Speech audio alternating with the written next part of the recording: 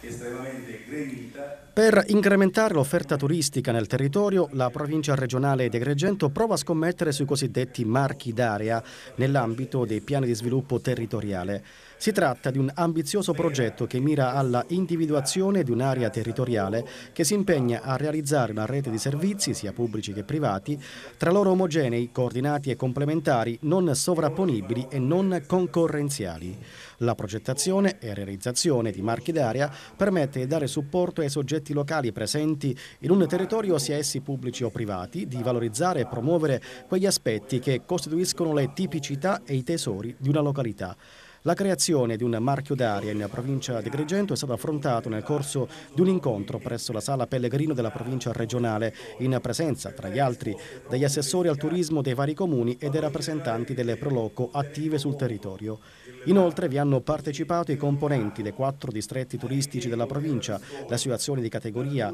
le guide turistiche, la Camera di Commercio, rappresentanti del polo universitario, del parco archeologico e degli ordini professionali. L'assessore provinciale al turismo Angelo Biondi ha sottolineato come il progetto di realizzazione dei marchi d'area mira a far conoscere i pregi di un'offerta turistica di altissima qualità in grado di attirare nella nostra provincia gli operatori e i fruitori del turismo sostenibile.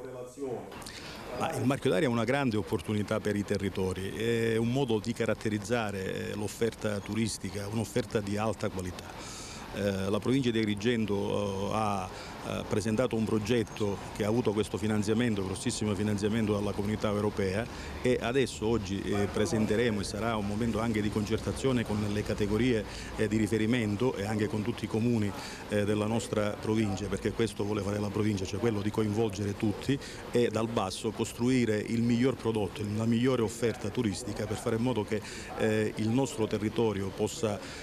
essere visto nei mercati nazionali e internazionali, a cui presenteremo poi questa offerta, come un territorio di altissima qualità dove fare turismo tutto l'anno destagionalizzato è possibile, ed è possibile farlo in qualità.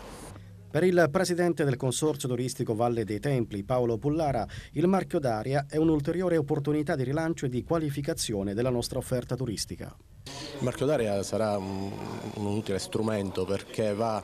a qualificare, a certificare la qualità proprio delle strutture e del territorio agrigentino, diciamo, di tutti i soggetti che parteciperanno a questo progetto. Risulta utile per il turista perché risulta una garanzia e è utile anche diciamo, per la filiera, per migliorare il proprio livello di prestazioni nel settore turistico.